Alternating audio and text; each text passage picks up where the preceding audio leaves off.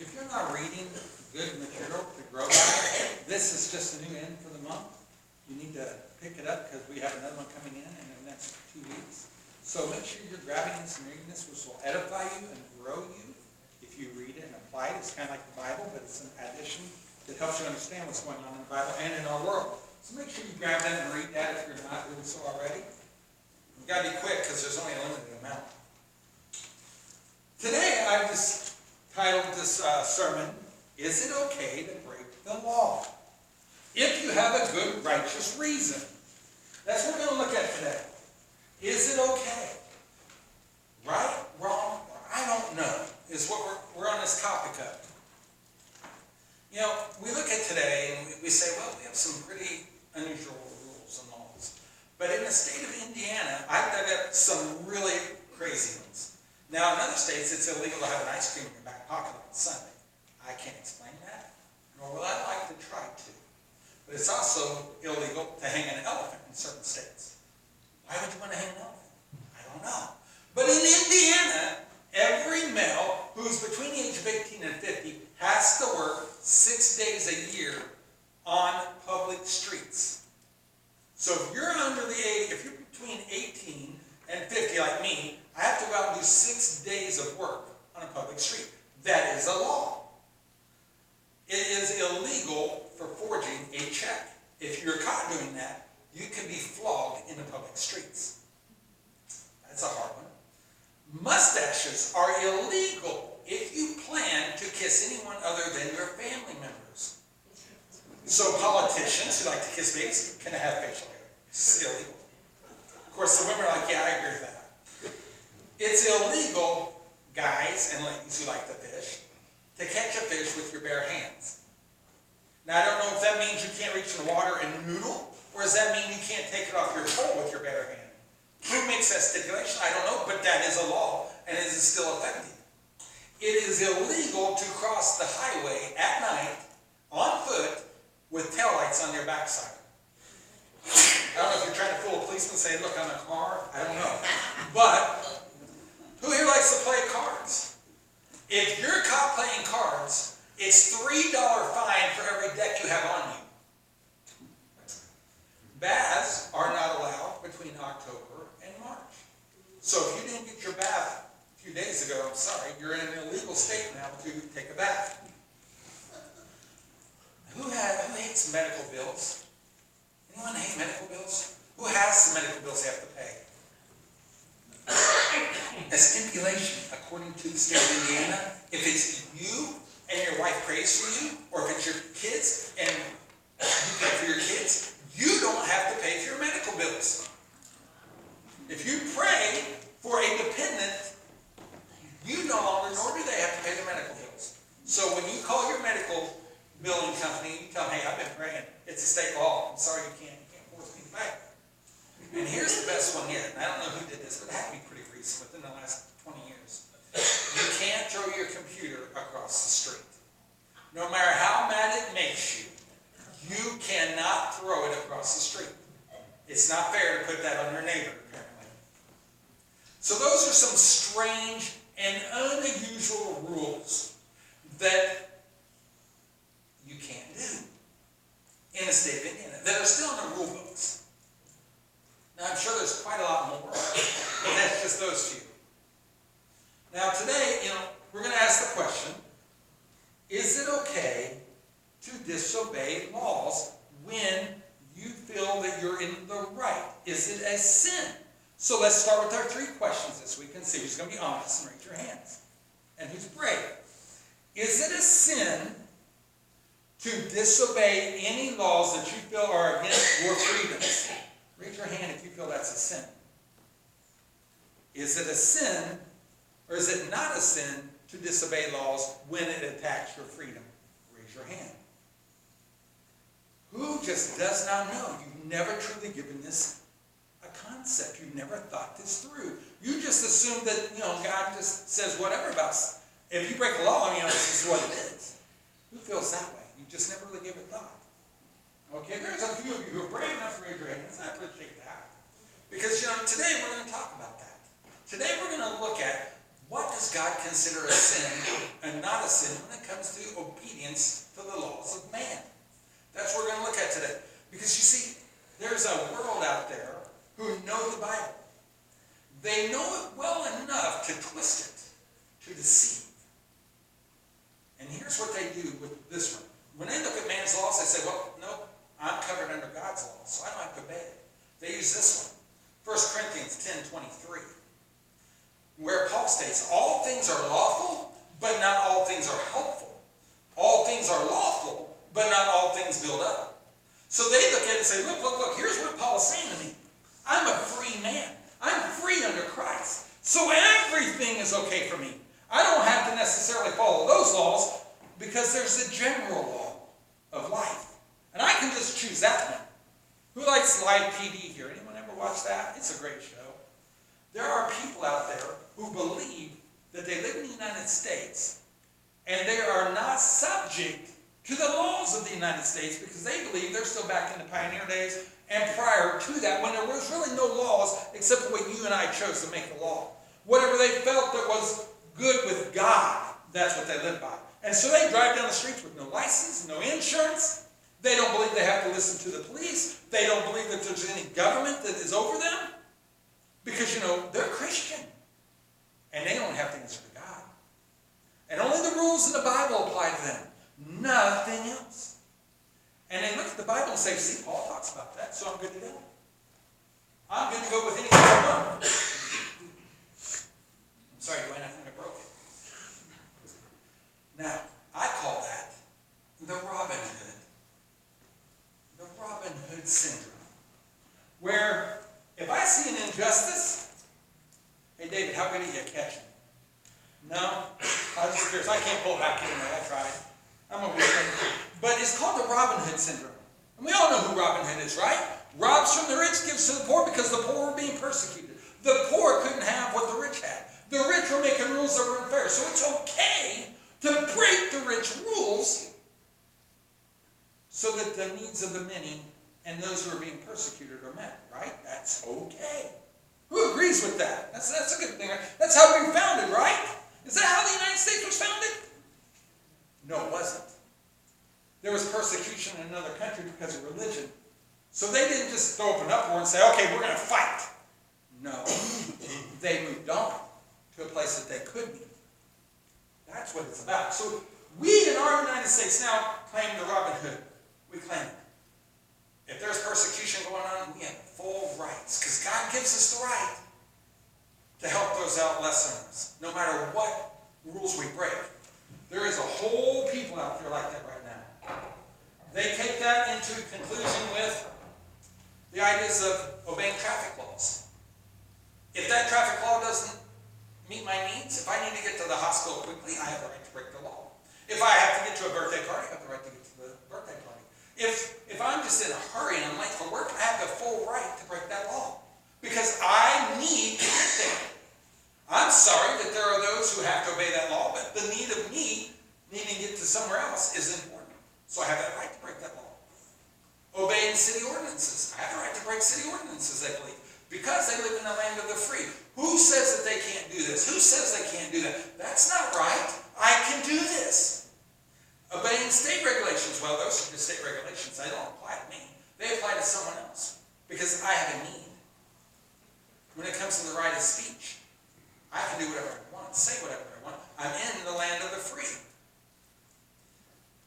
I have the right to protest anywhere, however I want. Because I'm in the land of free. Does all this sound familiar? If you're watching the news, and you've been watching it for a couple of years now, you see, wow, that entitlement, that belief that, hey, I'm in the land of free and I have free rights. My forefathers guaranteed me these rights, so I can do whatever I want. No matter what law it is, I can break it. When does it become wrong? And when does it become right? Gun control is another big one. I know that's a big can of worms, but I'm just going to say this. There are those that believe they can do whatever they want with their guns. Keep their guns anytime they want when the government says no. Who's right? Who's wrong? Today we're going to talk about that. Today we're going to read Romans 13, 1 through 5. And it's on the topic of sin. Is it a sin to disobey your government? Is it a sin to disobey the authorities around you?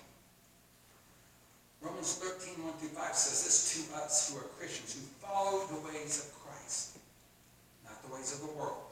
Let every person be subject to the governing authorities. For there is no authority except from God, and those that exist have been instituted by God. Therefore, whoever resists the authorities resists what God has appointed, and those who resist will incur judgment.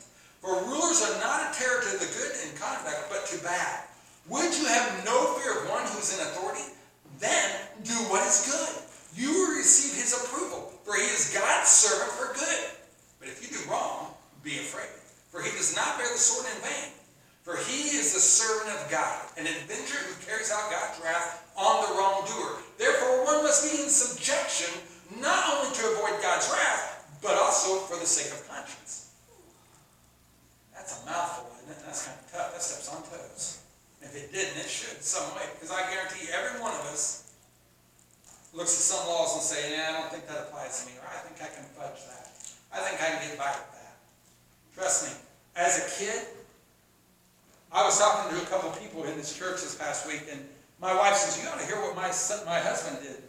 You ought to hear what some of the stuff he did." So I regaled them of my past that was horrible. I was the hoodlum of hoodlums, but I had a facade of the perfect kid. But you mess with that hoodlum, and the wrath that you never faced before would come out. There was things I did that I'm truly embarrassed about now doing. And a lot of them I'm saying, "Man, I'm sorry, I tormented that person for no good reason, except that I felt I had a right to do that. Because they said something to me or they did something to me, and that gave me full rights to do whatever I wanted." That's not right. But God puts authority over us. God says, "I put everyone where there is to be. Every president, every Democrat, every Republican, everyone. Every policeman, every mayor. They're all where I want them to be." Now, you can either live with that in peace, or you can resist it. Now, I put in there, maybe not to torment you, but because there's someone else that needs it. Maybe the world around you has gone bad. And so they're there to do with what needs done in their world. And we can look at the Old Testament, we can see that. We can look at the New Testament and see that those situations happen. And God did it. We're like, why did God let this bad ruler live in this country? Because someone needed that to happen. God needed to bring judgment. And it just so happens, the rain will fall on the good and the bad, he says. I will bring sunshine on the good, and I will bring sunshine on the bad sometimes. I am God. I will pick and choose where I want it to go. And I will pick and choose who I want to be in leadership. And for my reasons, you just trust and obey. That's what he tells us. So the first point we need to look at, obeying our authority avoids God's wrath. We might get a ticket for speeding, but God's looking at us going, "Really? Are you my children? Do you not see that speed limit sign? Do you not see that there is a rule for that purpose for a reason? Why do you think you're above that? Why do you think you're above me? You might get by with a lot of things, but God's going to say, wait a minute.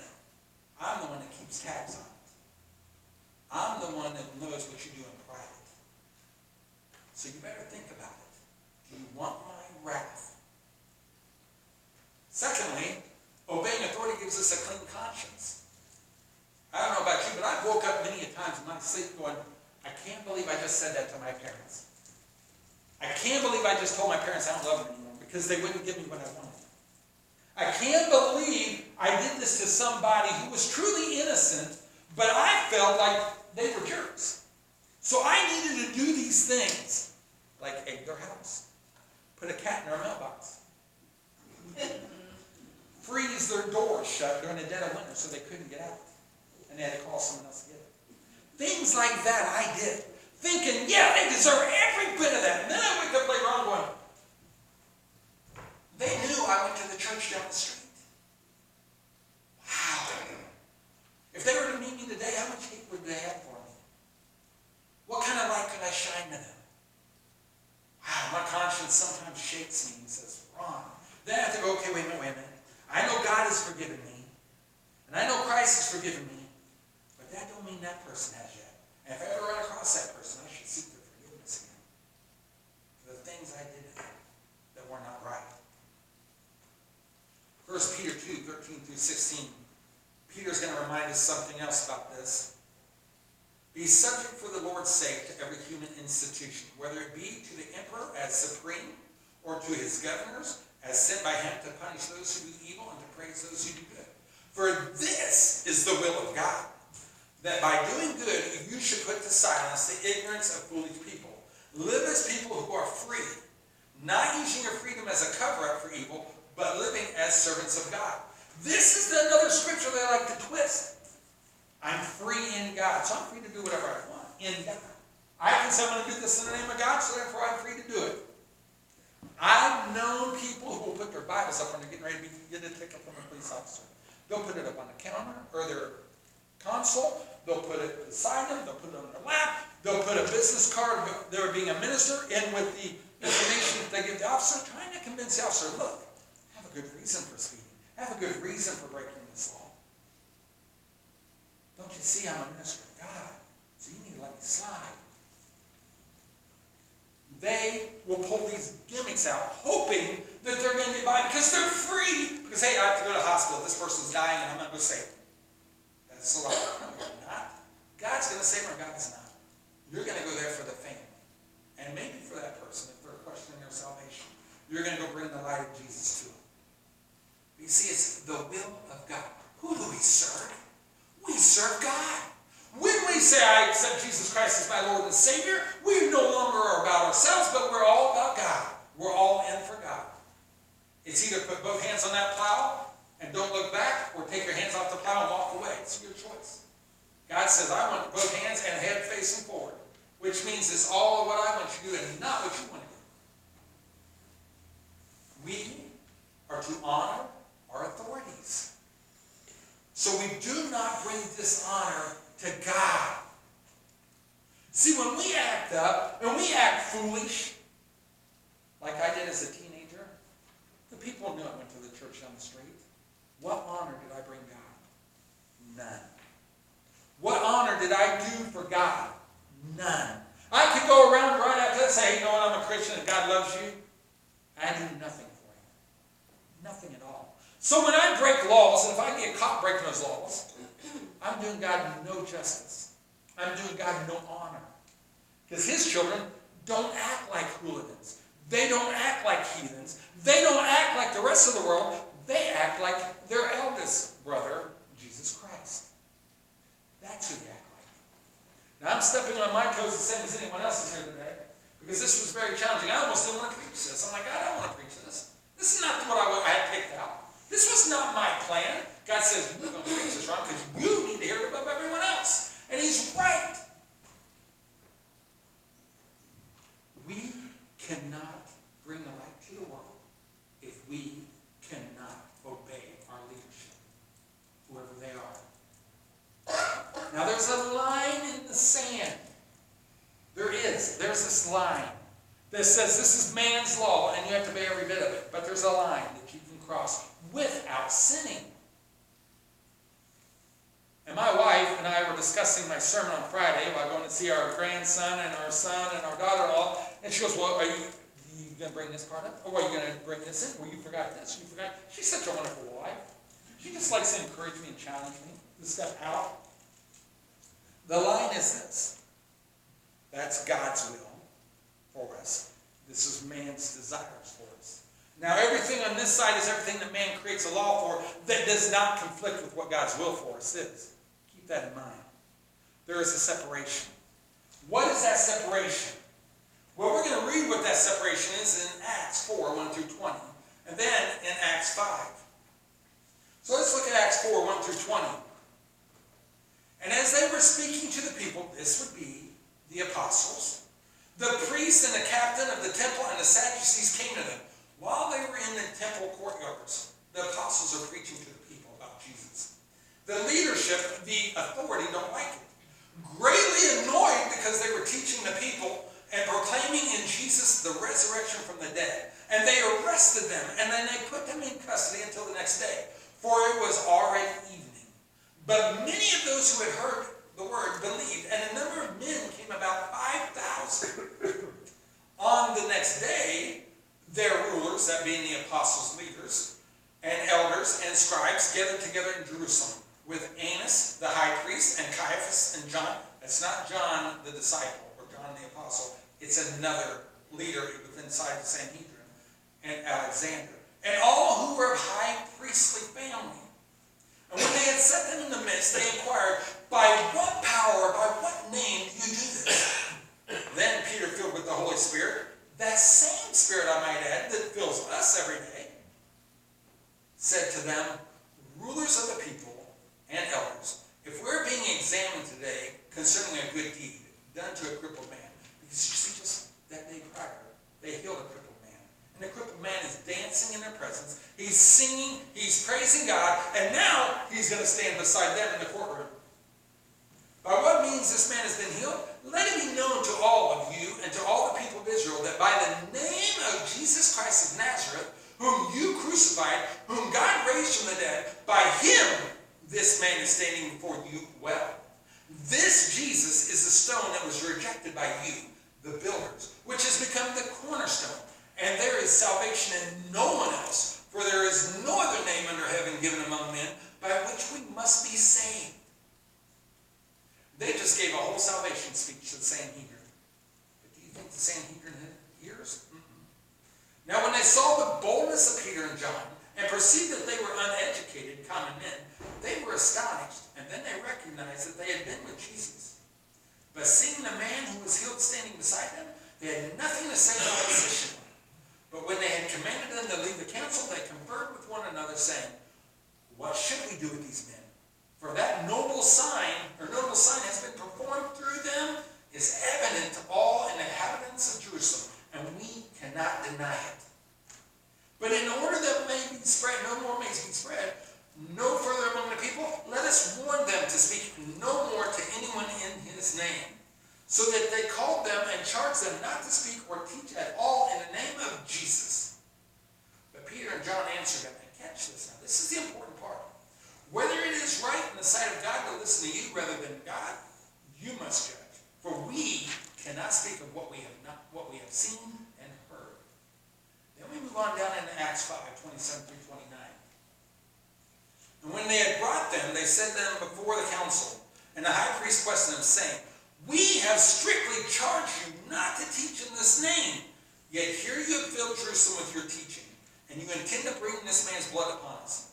But Peter and the apostles answered, we must obey God rather than men. See, Peter lays it out. As a Christian, you have no choice, if you're going to follow the will of God, but to talk about God, to talk about Jesus. So when the minute they put a sign on our door and tell us we can no longer talk about Jesus, then we can cross the line without sin in our lives and say, yes, we're going to keep doing this. The minute they tell us we don't have to follow the first 5 commandments, which are all about our relationship with God, then we can cross that line and say, I'm sorry, you have no authority over us on this issue. The minute they tell us we can't witness about Jesus, the minute they tell us we can't take our Bible out in public or in the schools, then we have the righteous God behind us and says, we can step across that line because we're doing it for God, not ourselves. Do you see the point difference here? When we break man's laws, they're generally about ourselves. Something we don't like. Something we don't agree with. But when it comes to God, and they say this can't be done. You can't do this because you believe in God. I can step across that line every day and not fear God's wrath. Not fear a clean conscience because I'm doing it for God. Not myself. There's a difference. Our final point. We have the authority and permission to disobey any attempt or any law created by man that stops us from witnessing about our Savior. That's when we can break the law. There is a way. There is a yes and no. This was kind of a trick question. Can you break man's law? Is it a sin? Well, yes, when it's about you. But when it's about God, no, it's not a sin. And if you don't break that law, if you don't step across that line, and you yield to that line, Jesus says, man, that's the day that you turned your back on me. That's the day you said, you no longer serve me. You no longer honor me. You no longer need me. So I'm stepping back from you for now. You deny me in front of people, I will deny deny you in front of my Father, that's when it's okay to break the law. No other time is it really okay. It's always going to be a sin. That's hard, that's tough. And didn't Jesus say the road was wide for everyone who wants to follow the world? But the road to follow me is narrow? That's a very narrow road, and we can't break laws. Because God says, no, you're not going to do that. You are above that behavior. You are not of this world. You are of me. You live in this world, but you're with me. And that's what I expect out of my children.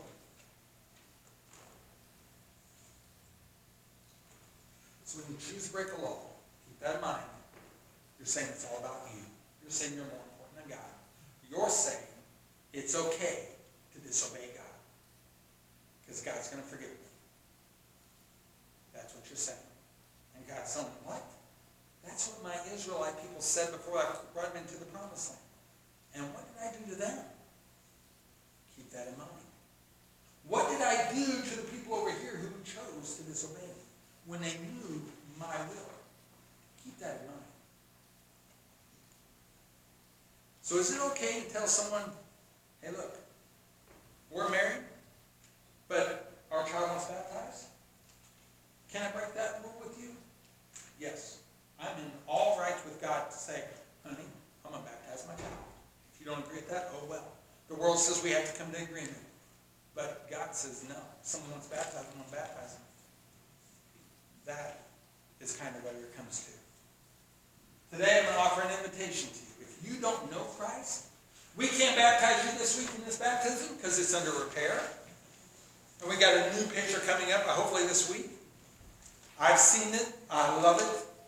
It's great. I hope you all appreciate it too. But we have a river right down there. I'm telling you, it'll be beautiful. It'll be wonderful. It'll be like being baptized by John the Baptist in a way. And we can do it there. So if you want to know Jesus and you don't know him, don't be waiting on this to happen because we got it right down there. Don't take time out. And if you need prayer, as I always say, if you really need prayer, you don't want it through a prayer chain, but you want the personal connection, you can come forward too as we bring our praise team back up to lead us in our hymn of invitation.